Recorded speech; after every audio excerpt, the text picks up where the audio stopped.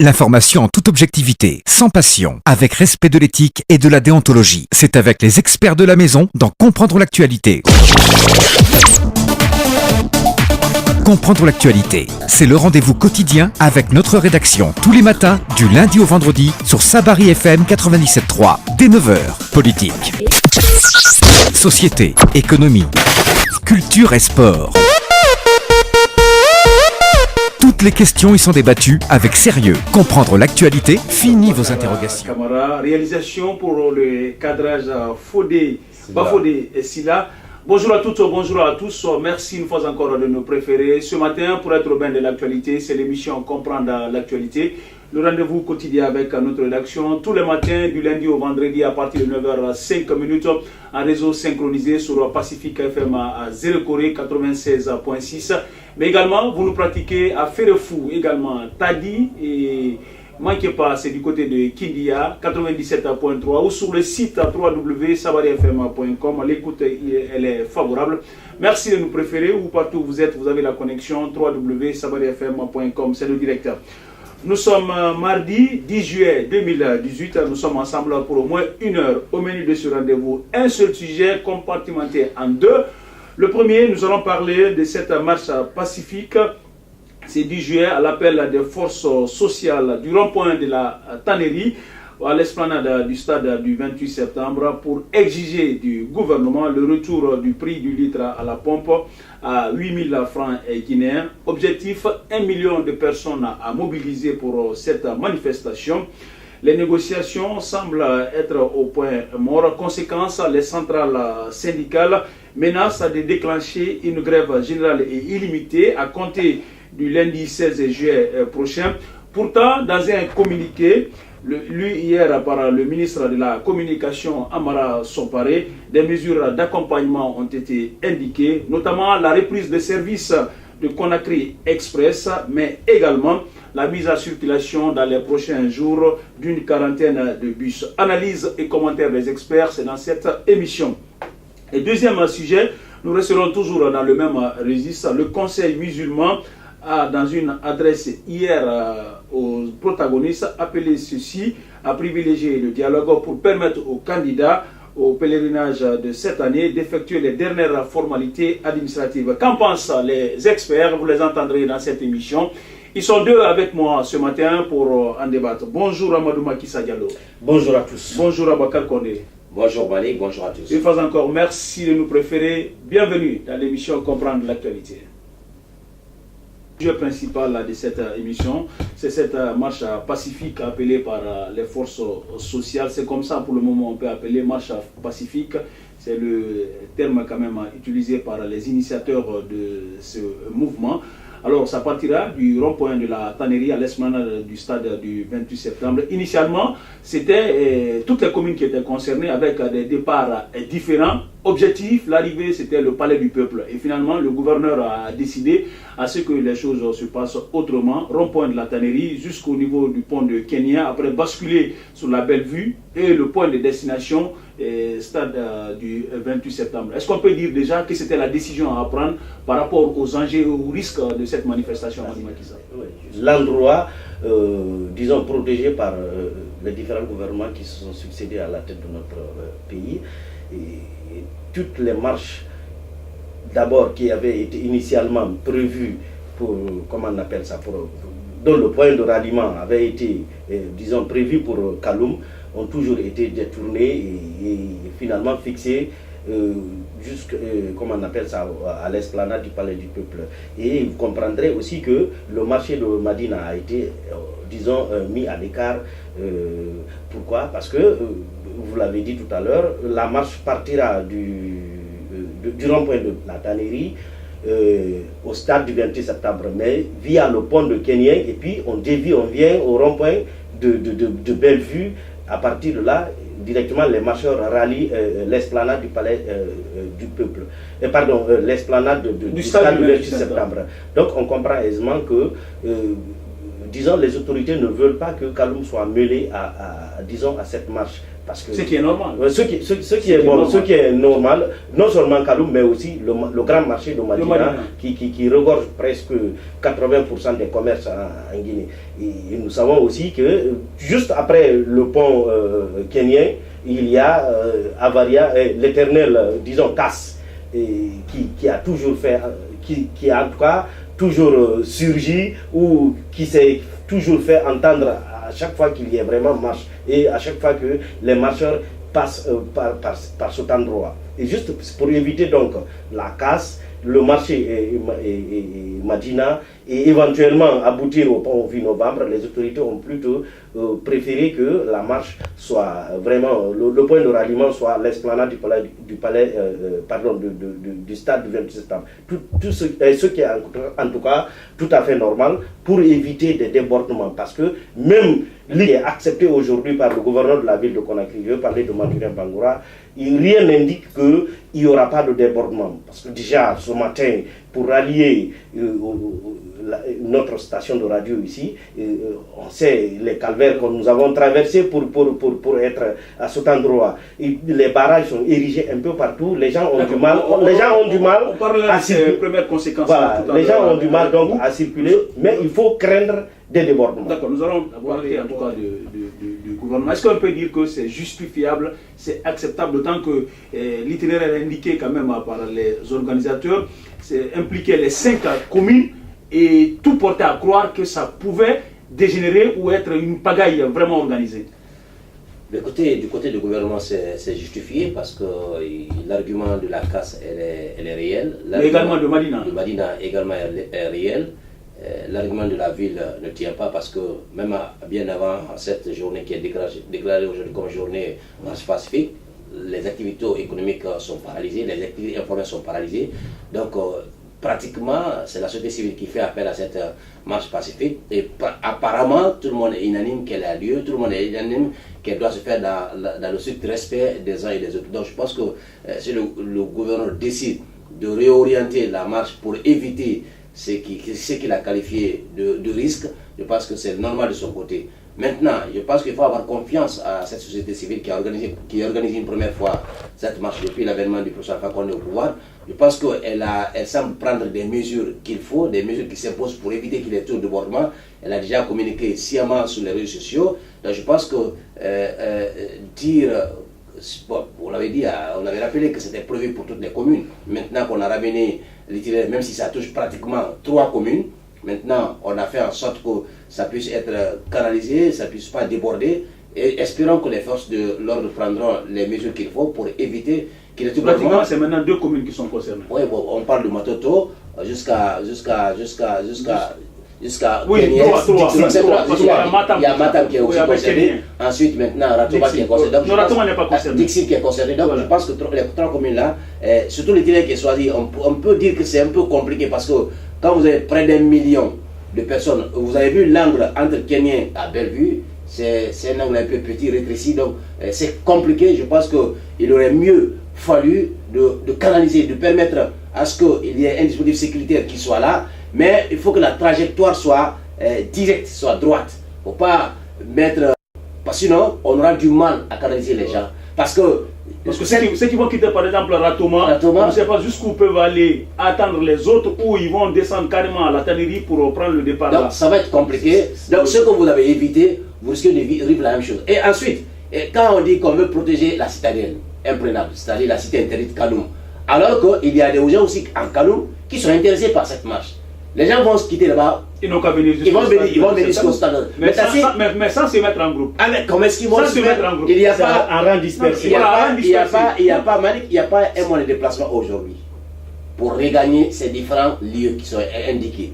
Il n'y a pratiquement aucune possibilité pour les gens, si ce n'est que de venir. Il y a aujourd'hui des activistes qui sont en ville, qui sont en train de mobiliser les gens pour revenir au point de ralliement. Ils ne pourront pas venir jusqu'à la Ténérie, mais vont se rallier au côté national du Palais du Peuple. Vous n'allez pas dire aux gens, des milliers de personnes qui vont marcher un à un pour venir jusqu'au point de ralliement. C'est vraiment du rêve, ça. Je pense qu'aujourd'hui, le mieux serait pour les autorités de Conakry de chercher à maîtriser cette marche. En faisant quoi? Puisque ceux qui ont déclenché semblent prendre les dispositions pour faire en sorte qu'on puisse dissuader. Parce que quand on dit qu'il y a au moins jusqu'à 8 drones qui sont déployés, c'est pour dissuader les gens, c'est pour dire attention, le monde entier nous regarde. Donc chacun prendra la mesure qu'il faut, la disponibilité de son côté pour éviter qu'on dise que c'est lui qui a provoqué telle chose. Donc je pense que le fait de rendre comme ça à cette marche-là, de canaliser, de dire qu'il faut aller de la tannerie, il faut aller jusqu'au Kenya. Mal. Maintenant, parlons de la marche proprement dite. C'est vrai que les négociations quand même sont ouvertes, même si pour le moment, et je l'ai rappelé, ces négociations sont au point un peu mort. Mais est-ce que c'est la réponse quand même appropriée, une telle manifestation avec assez de bruit, assez de communication autour? Pourquoi? Bon, je pense que avoir l'allure où vont vraiment les choses, on a comme l'impression que cette affaire de carburant a trouvé déjà un malaise social qui était là, qui était latent.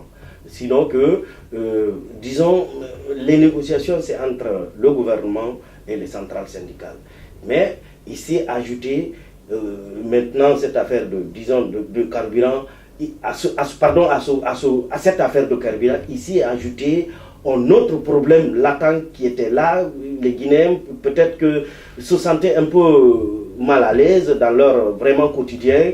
Et voilà, aujourd'hui nous sommes comme dans un angle rétréci où il n'y a vraiment pas de porte de sortie. On peut reculer, mais difficilement. Mais pour aboutir, pour aller de l'avant, on a du mal vraiment à s'en sortir. Et c'est ce qu'il faut aujourd'hui, Malik, craindre. Je ne sais pas. Jusqu'hier, on apprenait par les réseaux sociaux, vrai ou faux, on ne sait pas. De toute façon, l'aboutissement ne nous a pas dit ça. Moi, si on me demande, si on pose la question, je dirais que le gouvernement ne veut vraiment pas du tout reculer. Parce qu'on a vu hier le ministre de la Communication, le ministre de l'Information à la télévision nationale, qui, au lieu de parler de diminution du prix du gouvernement, c'est vrai, c'est un communiqué du gouvernement qu'il était en train de lire, c'est pas un communiqué venant de lui-même, mais au lieu de parler de diminution, disons, du prix du carburant à la pompe, parle plutôt de mesures compensatoires, c'est-à-dire la mise en marche du train Conakry Express et aussi les bus qui avaient été offerts par, disons, la Turquie à la Guinée. C'est passé une quarantaine de bus qui sont sur cale. Voilà, je crois que c'est la seule mesure compensatoire que le gouvernement, en tout cas, a trouvé comme réponse à cette requête. Et aujourd'hui, nous sommes combienième jour que la ville de Conakry, et pas seulement la ville de Conakry, même l'intérieur, il y a certaines villes où vraiment c'est une paralysie totale que nous sommes en train de vivre. Est-ce qu'il faut continuer la négociation ou bien est-ce qu'il faut revenir sur ce que je disais tout à l'heure, où nous sommes dans un blocage qui est difficile à décrire? C'est cela, difficile à décrire parce que personne, aucune entité ne veut vraiment lâcher du lest. Et je pense qu'avec cette sortie aujourd'hui de la société civile, peut-être que nous allons... Mais ce qu'on connaît, apparemment, n'ont pas été très cléments avec Kassouri Fofana qui vient de prendre les rênes de la primature, le tout nouveau Premier ministre, mais qui n'a même pas eu 100 jours. Il est face à une épreuve. Aujourd'hui, des mesures d'accompagnement sont indiquées. Pourquoi on ne peut pas reculer et donner la chance quand même au dialogue? Dès sa prise de fonction, vous avez écouté sa politique, disons, générale. Il a privilégié le dialogue. Il a dit qu'il est là, c'est un gouvernement proche, le président de la République même l'avait annoncé, c'est un gouvernement proche du peuple. Mais très malheureusement, c'est presque, je dirais, presque le contraire de ce qui avait été annoncé dans son discours qui est en train d'être appliqué. Parce que dès qu'il a pris fonction, directement, c'est des mesures draconiennes qui descendent. Je pense qu'il fallait, cette augmentation est intervenue à un moment où, franchement, les Guinéens ne s'attendaient pas. Même si, aujourd'hui, vous et moi, nous convenons qu'il faut aujourd'hui augmenter, ne serait-ce que quelques francs symboliques sur le litre d'essence, c'est-à-dire les 8000 francs, mais tout le monde sait que la saison hivernale à Conakry, c'est une période très très difficile, très pénible pour les populations guinéennes. Donc ne pas attendre que la saison-là finisse pour augmenter, et voilà, c'est ce qui fait aujourd'hui que la population, vraiment, comme un seul homme, se lève pour dire non à ce gouvernement, non à Kassouri, et il doit revenir. Sinon, le problème point le seul point d'achoppement, comme vous avez posé comme question, le seul point d'achoppement, c'est le prix du carburant. On n'a pas demandé à Kassouri ou bien au gouvernement de faire ceci ou cela. On demande au gouvernement de baisser le prix du carburant. Je rappelle une fois encore par les forces sociales, l'objectif c'est 1 million de personnes à mobiliser pour exiger du gouvernement le retour au prix initial. Mais est-ce que quelque part ce n'est pas une façon aussi pour ces acteurs de la société civile de redorer un peu leur image parce qu'ils avaient perdu quand même la crédibilité? Parce qu'on s'interroge aujourd'hui la nécessité de faire une telle grande manifestation, une très grande mobilisation. D'autant que la solution ne se passera qu'autour de la table négociation. L'écoutez, pour la société civile, c'est de mettre la pression. Vous l'avez dit, elle était dans une mauvaise impasse. Les négociations ne sont pas mortes. Elle avait perdu sa crédibilité aux yeux des populations. Donc c'est une chance. Ils ont saisi là-bas le rebond, puisque la crise elle est sociale. Donc ils ont essayé de profiter de cette situation pour se donner la voix, pour se donner une certaine image, pour faire une peinture sur leur maison. Mais moi, je déplore un peu l'approche, il faut le dire sincèrement, parce que autour de la table, la société civile n'existe pratiquement pas. La table de négociation, c'est le syndicat, le patron et le gouvernement. Elle est où? Si elle est dynamique, si elle est responsable, elle doit plutôt mettre en place un mémo qu'on a déposé au gouvernement. Voici la voie. Voici les requêtes de la population. C'est ce qu'on attend de la société civile. Je pense que moi, j'ai vu, ils ont bondi comme ça de nulle part. C'est une récupération. Pour se voir. Moi, j'ai même entendu des plateformes que je ne connaissais même pas, en tant que journaliste, qui sont là aujourd'hui, qui se donnent la voix. Mais la meilleure approche, à mon avis, serait qu'ils fassent partie intégrante de cette discussion. Mais autour de la table, c'est le gouvernement, c'est le patronat et c'est les syndicats. Les syndicats défendent la cause salariale. Les syndicats, ce n'est pas la population qui sont en train de défendre, c'est les travailleurs qui défendent. Les acteurs de la société civile devaient défendre la population. Donc, ils devaient être autour de la table que de rester dans la rue pour en train de crier. Ils devaient être autour de la table. Donc, je déplore leur absence autour de cette table parce que les syndicats, quoi qu'il arrive, quand le prix va être maintenu à 10 000 francs, les syndicats demanderont qu'on revalorise un peu le salaire. De qui? Pas de ceux qui ne travaillent pas, mais de ceux qui sont actifs. Donc, où sera maintenant la société civile pour discuter la cause des sans-voix, comme ils le disent? Donc, le fait qu'ils soient absents autour de la table, moi je déplore. Même si j'estime qu'ils n'ont, peut-être qu'ils n'ont pas, ils ont trouvé une mauvaise approche pour essayer seulement voir mettre la pression, comme l'exemple a réussi ailleurs, il faut mettre la pression pour réussir également de ce côté. Pour ne pas se prier. 10 000 francs ou ils ont aussi appelé à des journées villes mortes. Je pense que c'est des choses, c'est des copier-coller, tout simplement. Je pense qu'il est important que cette société civile se ressaisisse, qui essaie de venir autour de la table, essaie de mettre en place une plateforme revendicative. Moi, tout le monde a accepté cette marche parce qu'on n'a pas d'autre choix. Mais autour de la table, qu'est-ce que la société civile revendique? Quel est l'intérêt? Les mesures compensatoires là, que les syndicats demandent, c'est pour les travailleurs. On a demandé qu'on augmente le salaire des fonctionnaires. Il y a d'autres mesures qui viennent encore engloutir la situation. Donc on demande qu'on essaie d'améliorer la situation en les proposant des mesures compensatoires. C'est pour les travailleurs, pas pour nous, ceux qui ne travaillent pas, pas pour nos pauvres mamans qui sont au marché. Donc il faudrait que la société civile s'active, faire en sorte qu'elle mette la pression pour qu'elle soit autour de la table, pour que ces mesures compensatoires qui vont être déclinées là soient maintenant à l'actif ou au bénéfice des populations. Parce que le gouvernement, c'est que le gouvernement a annoncé. On a annoncé la mise en circulation prochaine de 40 bus. On a annoncé Conakry Express. Conakry Express, c'est pour qui? C'est pour les travailleurs. Les bus, c'est pour qui? On sait que d'ailleurs, même quand les 50 bus avaient été mis en circulation, ça servait à qui? Ça servait aux travailleurs. Mais est-ce que le gouvernement a pensé à stabiliser le prix du riz? Est-ce que le gouvernement a pensé à stabiliser le prix de la farine? Est-ce que le gouvernement a pensé à stabiliser le prix du sucre? Ça, c'est le ressort de la société civile. Est-ce qu'elle fait ce travail-là? Est-ce qu'elle fait ce lobbying-là? Non. Donc, elle est en train de fausser sa donne. Même si on diminue le prix du carburant aujourd'hui à 8 000 francs. C'est peut-être que la manière. Non.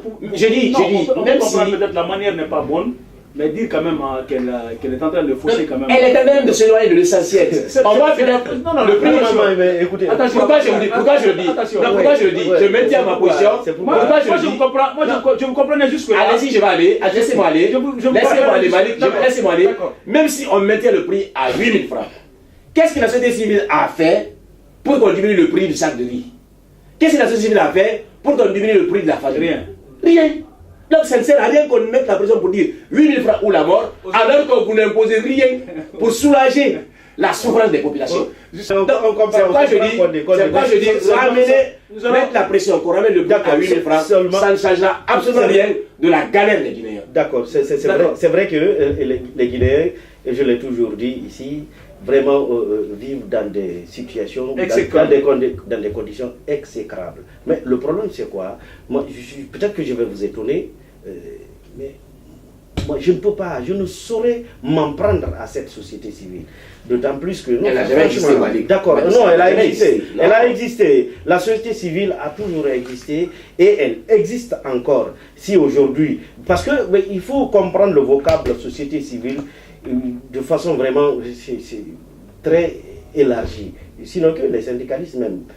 Ouais, les centrales la font partie. Nous les journalistes, nous faisons partie de cette société civile. C'est tout ce qui n'est pas gouvernement. Voilà, c'est tout ce qui n'est pas gouvernement. Qui n'est pas patronat. Voilà. Peut-être il faut spécifier, peut-être vous dites le CNOX, mais je pense, en tout cas si ma mémoire est bonne, depuis qu'on a commencé à murmurer cette augmentation de prix de carburant, dans sa Kourouma, le président du CNOX a été le premier à lever le ton. Il a fustigé, il a menacé. C'est vrai qu'il n'est pas passé à l'acte, mais comment passer à l'acte, ils n'ont pas encore augmenté. C'est quand ça a été augmenté, même les syndicalistes, pas seulement le CNOX, les centrales syndicales, même les partis politiques. Beaucoup se sont, en tout cas, désolidarisés de cette augmentation du prix du carburant. Déjà figé sur sa position. Et je pense que c'est l'option qu'adopte le gouvernement. C'est-à-dire, nous, on a fini d'augmenter, on ne saurait parler autour de cette table que des mesures compensatoires, mais il n'y a pas de recul. Je pense que c'est déjà là où vraiment la donne a faussé. Quand on va en négociation, il faut toujours aller avec... Déjà, le gouvernement a fourni des efforts. Hein? Les efforts, Malik, excusez-moi. Oui, on parle du retour, par exemple, de Conakry Express. Mais ça, c'est Conakry Express. Comment ça peut alléger? Non, c'était à l'arrêt. Express il ne faut jamais l'oublier. Existait déjà. Il y a également la mise en circulation dans les projets. Et cette vieille dame, cette dame qui va dans, comment on appelle ça, dans les kabak, les kakosa, qui va dans les Benna, ou en fois à Gekedou, à Zérekore, à Massanta ou ailleurs pour prendre le riz du pays envoyé à Conakry, ne connaît pas Conakry Express. Conakry Express ne transporte pas son riz. Celle qui va prendre ses condiments ou ses poissons séchés vers Bofalaba ne connaît pas Conakry Express. Sauf que les Africains... Je vais juste vous compléter sur le point. Sauf que les Africains peuvent aller quand même au marché pour s'approvisionner de tous ces produits. Oui, mais Malik, est-ce que ça allège tout de même? Je ne sais pas. Peu importe, mais ça allège. Je sais que vous êtes père de famille, vous avez une épouse. Un petit morceau de gombo coûte 2000 francs. 2000 francs, le gombo. Un petit gombo coûte 2000 francs. Et vous savez, le piment, c'est 3 pour 2000 francs. C'est-à-dire que, disons, il y a une irruption, mais je ne sais pas comment, je ne sais même pas. C'est-à-dire que c'est de la chienlit qu'a sémé le gouvernement en augmentant le prix du carburant et à ne pas joindre à cela directement la fixation des prix de transport. Aujourd'hui, tout le monde fait ce qui lui plaît, tout le monde fixe son prix parce que qui a donné le ton, c'est l'État qui a donné le ton. Supposons, je vous pose une question, vous tourner, mais c'est à 10 000. Qu'est-ce que vous attendez concrètement du gouvernement comme mesure d'accompagnement? Écoutez, si tu me permets, moi je me dis, hier j'ai vu les annonces du ministre, du gouvernement du moins qui a été élu par le ministre de la Communication. Mais ces mesures qui ont été annoncées, c'est pour qui? C'est pour Conakry. C'est pour Conakry. Non, Conakry Express. Ah ouais. Non, le train, la population de Conakry. Les 5 ans de bus encore, on dit transport interurbain. On n'a pas dit périurbain.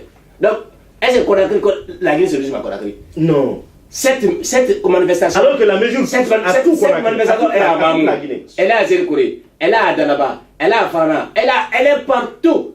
Quand vous mettez une mesure, alors qu'il y a 12 millions d'habitants, vous annoncez une mesure pour 3 millions d'habitants. Conakry n'a que 3 millions d'habitants. Alors, ça veut dire que l'augmentation ne touche que les 3 millions d'habitants, mais qu'on se moque de qui? Qu'on arrête. Pourquoi j'ai dit que cette société civile n'existe pas, à mon avis? Et je maintiens. Elle était où? Quand bien le prix était à 8 000 francs, elle était où pour mettre la pression pour que le sac de riz descende? Avant l'augmentation du prix du carburant, le sac de riz était à 300 000 francs guinéens. 300 000 francs guinéens. Est-ce qu'on a vu une société civile aussi le ton pour exiger du gouvernement qu'on uniformise les prix? Non. Le marché, c'est du n'importe quoi dans le marché. Le ministère du Commerce fait quoi? Il faut absolument rien. Donc ça veut dire qu'elle n'existe pas. Pour moi, la société civile, elle n'existe pas. C'est au gouvernement de prendre la responsabilité sociale, de penser. Les mesures compensatoires, pourquoi j'ai dit que ce qui a été annoncé, c'est du ridicule? C'est une mesure, non seulement le conseil de Conakry, mais en plus, il n'y a aucune mesure qui touche le panier de la ménagère. Le sac de riz, mais par rapport le sac de riz, la farine sur la précision, c'est que Comprendre l'actualité, c'est le rendez-vous quotidien avec notre rédaction. Environnement immédiat. Malik, vous comprenez quand on dit environnement, Kindia, Folkaria, tout ça là c'est pas mal. Moi je crois que pour un début de réponse à votre Macky Sall, oui ça c'est d'autres aspects si vous parlez quand même des problèmes. Voilà, ça veut dire justement c'est pourquoi l'État a besoin, je sais vous faites allusion à l'État aujourd'hui de nos routes. Aujourd'hui, l'État a besoin de recettes. Et ces recettes-là vont être orientées à la réalisation de ces infrastructures. Il ne faut jamais l'oublier. Voilà. Le respect de l'État, c'est m'importe peu. Et l'État a perdu 765 milliards d'octobre 2017 à juin 2017. Ça, c'est pas son incapacité. Oui, justement, il faut maintenant que nous sommes devant un fait, vous voulez que ça reste en l'État. Hier, moi, je discute avec certains acteurs de la société civile qui ont dit les gens qui n'existent pas là. Qui n'existent pas là. Ils ont dit par exemple, les gens pouvaient renoncer à leurs exigences catégorielles. Les syndicats pouvaient renoncer, même si on laissait le prix à 10 000 francs. Mais qu'on donne une réponse sociale. C'est-à-dire qu'à partir d'aujourd'hui, le gouvernement uniformise le prix dans les marchés. Ils disent par exemple, le sac de riz qui est à 300 000 francs est aujourd'hui à 200 000 francs. La farine, on fixe le prix. Le sucre, on fixe le prix. Tout ça, le bilan d'huile, on fixe le prix. Si la mesure avait été annoncée hier. Mais vous refusez. Non mais attends, le gouvernement, depuis qu'on a connu ce pays-là, depuis que le gouvernement Alpha Condé est arrivé, on n'a jamais uniformisé. On n'a jamais eu un premier ministre qui s'appelle Ibrahima Kassori. Je vous dis, non, moi je parle du gouvernement d'Alpha Condé. Kassori est venu trouver une situation difficile. Aujourd'hui, il est arrivé au mauvais moment. Au mauvais endroit. Il en a rajouté. Donc, il est victime d'une mauvaise politique, il est victime d'une mauvaise planification du gouvernement. Ça, il prend le prix parce qu'il a accepté. Mais aussi, il a fait une infraction en rentrant. Donc, il a accepté. Donc, je me dis aujourd'hui, si le gouvernement, la seule mesure ou les seules mesures qui pouvaient soulager les populations, c'est quand ça concerne directement le palais de la ménagère. Que vous injectez sur le marché 1000 bus, quand vous mettez en circulation 50 trains Conakry Express, c'est importe peu. Ça n'a aucune influence. Ça n'a aucune incidence. Les bus dont on parle ne transportent que disons... pas des condiments. Pas des condiments. Pas des sacs de riz. Pas des marchandises. On interdit. C'est juste des personnes. Pas de... Donc ça soulage qui? Voilà. Et pour des travailleurs. Conakry, il n'y a pas de champ à Conakry. Pas de champ à Conakry. Et un fonctionnaire tout ce que Conakry mange vient de l'intérieur du pays. Et comment nourrir Conakry s'il n'y a pas vraiment ces transporteurs? Et ces transporteurs, comment ils marchent? Ce n'est pas de l'eau qu'ils mettent dans leur réservoir, c'est le carburant. On a touché au prix de ce carburant-là. Il faut penser vraiment. Je pense que il faut diminuer le prix du carburant. Ce qui est imminent, il faudrait que moi je m'adresse à cette société civile, il faut qu'elle se réorganise. Il ne faut pas qu'elle soit là quand il y a une crise. Il faut qu'elle puisse anticiper. Dans ça, c'est opposé à l'augmentation du prix du carburant. Mais est-ce que le CNOX a essayé d'aller vers le gouvernement pour penser à diminuer le prix des denrées de première nécessité? Non. Il cherche à... Ils ne l'ont jamais fait. Donc, c'est des gens qui sont des opportunistes. D'accord. C'est des opportunistes. Ils profitent d'une situation. Donc, tous ces acteurs-là sont des opportunistes. Si on n'avait pas augmenté le prix du carburant, on n'aurait jamais parlé d'eux. En tout cas, pour le moment, il faut rappeler que le gouvernement a mis en place la mise en circulation d'une quarantaine de bus avant la fin du mois pour améliorer le transport à Conakry et dans ses environs immédiats, mais également le retour sur la voie de Conakry Express dès cette semaine. Le gouvernement en appelle à la responsabilité citoyenne des Guinéens et des Guinéens pour que cette situation ne soit pas mise à profit pour compromettre la paix sociale et la quiétude des populations guinéennes. En tout état de cause, le gouvernement rassure les populations guinéennes que toutes les dispositions sont prises pour la sécurisation des personnes et de leurs biens. Nous observons une courte pause dans ce studio et nous resterons toujours dans le même registre pour parler de cette adresse, de cet appel lancé par le Conseil musulman qui appelle immédiatement au retour à un dialogue pour permettre aux candidats au pèlerinage de cette année d'effectuer les dernières formalités. Qu'en pensent les experts? Vous les entendrez juste après cette pause. L'information en toute objectivité, sans passion, avec respect de l'éthique et de la déontologie. C'est avec les experts de la maison dans Comprendre l'actualité. Comprendre l'actualité, c'est le rendez-vous quotidien avec notre rédaction tous les matins, du lundi au vendredi, sur Sabari FM 97.3, dès 9h. Politique, société, économie, culture et sport. Toutes les questions y sont débattues avec sérieux. Comprendre l'actualité, fini vos interrogations. Ici, là, merci de garder votre position. Écoutons l'émission Comprendre l'actualité se poursuit sur la 97.3 en réseau synchronisé sur Pacifica FM à Zéro-Corée, mais également cette émission est reprise à Kindia sur la 97.3. L'écoute est favorable selon les auditeurs qui nous pratiquent de ce côté. Je le disais, le deuxième sujet de cette émission, le Conseil musulman a appelé les protagonistes à un dialogue immédiatement pour permettre aux candidats au pèlerinage d'effectuer tout tranquillement leur dernière formalité. Alors, est-ce qu'on peut dire que c'est un appel juste? Parce que le moment n'est si pas à Bakar Kondé.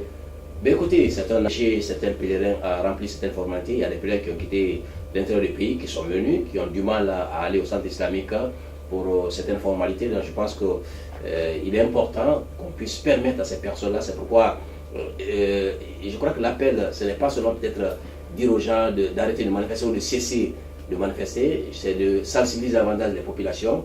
Que si on dit que c'est une journée ville morte ou que si on dit c'est une les gens ont accepté de rester à la maison, il faudrait qu'on laisse des citoyens se déplacer. Mais de l'autre côté, puisqu'on connaît les Guinéens, on sait que les Guinéens auront du mal, certains auront du mal à respecter cet appel-là. Il est tout simplement bon qu'on laisse un moratoire d'une semaine ou de 2 semaines à ces pèlerins-là, qu'on soit à tout ce qui est mot d'ordre de manifestation, de grève, pour permettre à nos pèlerins d'aller tranquillement à la Mecque, parce que certainement ces prières qui seront dites là-bas pourront peut-être changer la donne, pourront nous aider à inverser la situation, parce qu'aujourd'hui, les paisibles citoyens n'ont le seul salut que Dieu, parce qu'aujourd'hui, on sait que les gouvernants ne pourront rien faire pour nous, peut-être implorer Allah pour qu'Allah puisse vraiment reprendre sa miséricorde sur la Guinée. Mais pourquoi ces prières n'ont pas été formulées bien avant? C'est-à-dire le conseil était là, pourquoi le conseil tout de suite n'a pas essayé de rencontrer le gouvernement pour... Certes, ils n'ont pas voulu, on sait que le secrétaire général de la Ligue islamique est un élément du gouvernement, donc en s'ingérant dans ce tissu-là, je sais que dans les sermons, différents sermons, on appelait les gens à la retenue, à la responsabilité, mais aller trop vite en besogne, sans qu'on ait un argument plausible, on risque de dire que vous avez politisé la religion. Donc l'argument qui a été cette fois-ci avancé est un argument tenable, parce qu'on sait qu'il y a une date butoir qui a été annoncée, je crois que c'est le 16 même juillet, où le premier convoi en principe devait aller. Et maintenant, avec cette situation-là, c'est que ça va prendre encore un sérieux coup, le retard sera là, si on continue encore à manifester, d'autant plus qu'il y a des annonces qui sont faites ça et là, donc je pense qu'il est important que tous les acteurs se ressaisissent, permettre à nos frères et sœurs en un moment de quitter tranquillement la Guinée, aller paisiblement, même si on sait quand ils seront de l'autre côté, il n'y aura pas la paix du cœur parce qu'ils passeront beaucoup plus à la Guinée, sachant que le pays est en proie avec une crise sociale. Donc je pense qu'il est important aujourd'hui que tous les acteurs essaient de faire un temps mort, pour ne serait-ce que pour 1 semaine ou 2 semaines, permettre à ces pèlerins de remplir ces dernières formalités et s'envoler pour le lieu saint de l'islam. Peut-être que ces prières qui sont dites là-bas pourront aider beaucoup la Guinée. C'est votre c'est l'appel quand même du Conseil musulman. Disons, de ceux qui ont initié ces différentes manifestations, ou en tout cas ces différents mouvements, personne ne dit qu'il ne va pas au dialogue. La preuve est que, même hier, ils se sont rencontrés. Le problème, c'est que, c'est ce que je disais tout à l'heure, les gens, ils vont toujours avec une idée arrêtée. C'est ce qui n'est pas mauvais dans une rencontre. Il faut toujours aller avec idée de concession. Je vais toujours lâcher prise, je vais toujours faire, accorder, faire un sacrifice pour que vraiment il y ait consensus. Donc la sortie du Conseil musulman, ce n'est pas une première. Il vous souviendra que dans les temps ici, l'arrivée des pèlerins a toujours coïncidé avec, en tout cas coïncidé souvent avec, des manifestations politiques. Je crois la même société civile avait toujours, voilà, le conseil chrétien, le conseil musulman était toujours encore monté au créneau pour un peu dissuader, en tout cas toujours demander à ce que les gens arrêtent, les mouvements pour que les pèlerins puissent aller rejoindre leurs différentes familles dans la paix, dans la quiétude. Mais ce que, quelque part, j'ai quand même des reproches à faire à nos leaders religieux. Il ne s'agit pas, de rester en tact à partir du moment où ils composent avec le gouvernement, je le dis haut et fort, ils composent avec les différents gouvernements qui se sont toujours succédés ici. À chaque fois qu'un problème se pose, il faut chercher directement, s'impliquer directement pour éteindre le feu. En tout cas, de toutes les façons, moi j'estime qu'ils sont écoutés. Parce que vous vous souviendrez, le cas Souma ici, l'imam s'était invité, je crois même, l'église même s'était invitée, pour ramener le calme dans la cité, même si quelque part ça a pris des sérieux coups, ça n'a pas marché, mais ils se sont invités. Donc cette fois-ci, j'aurais préféré qu'ils vraiment s'invitent aussi dans la même situation, ou en tout cas dans la prêche, bien avant cette dernière sortie, c'est-à-dire ce qu'on a vu hier à la télévision nationale. Ils devraient s'inviter au débat, interpeller et le gouvernement et le syndicalisme à trouver un terrain d'entente qui puisse vraiment aider. Imaginez, regardez ce qui se passe autour de nous, ne serait-ce qu'à Ouagadougou ici, il y a le Moro Naba qui est là, c'est quelqu'un, c'est vrai, il ne s'invite pas dans les affaires politiques et c'est quelqu'un qui est vraiment qui n'a pas de couleur, qui n'a pas de coloration politique. Il s'agit, c'est vrai, on doit laisser les pèlerins faire leur dernière formalité, mais il fallait surtout, je suis là, je suis pour ça, il fallait sortir très tôt. De très près, l'évolution de la journée, il faut le rappeler, dominée par cette marche pacifique appelée par les forces sociales pour dire non au nouveau prix du litre du carburant à la pompe fixé à 10 000 francs au lieu de 8 000 francs jusque-là appliqués. Alors une toute petite question, est-ce que vous voyez le gouvernement par exemple revenir à 9 000 au moins et que cela soit accepté?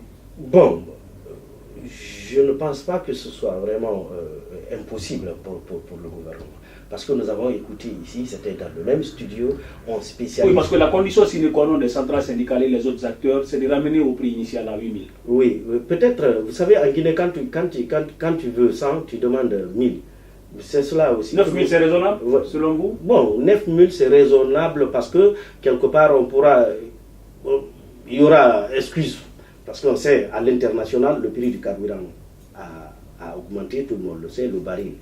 Nous sommes en plus de 74 dollars. 74 dollars, donc c'est raisonnable. Et avec cela, le peu de mesures compensatoires qui est déjà annoncé, peut-être que ça pourra soulager. Je ne dis pas, l'intérieur du pays, mais dans le cadre purement Conakry et ses villes voisines, peut-être que ça pourra soulager. Mais encore une fois, il faudrait qu'on revienne sur le prix, des transports urbains et interurbains.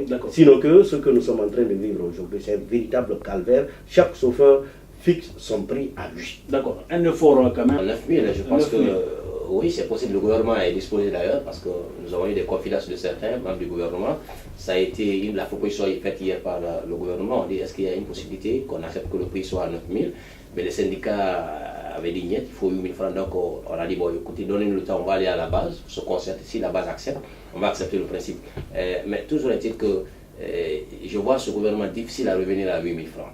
Parce qu'avant-hier, le dimanche, le gouverneur était en conclave avec les acteurs locaux, les chefs de quartier, les chefs secteurs et les maires, pour encore davantage sensibiliser les citoyens à la base par rapport le Premier ministre même hier. Le Premier ministre, je vais dire, c'est concerné avec tous ces secteurs-là, au gouvernement de Conakry, de la ville de Conakry, pour essayer d'expliquer un peu le bien fondé de la position du gouvernement, pour expliquer aux gens pour qu'on augmente, quels sont les tenants et les aboutissants de cette politique de gouvernement.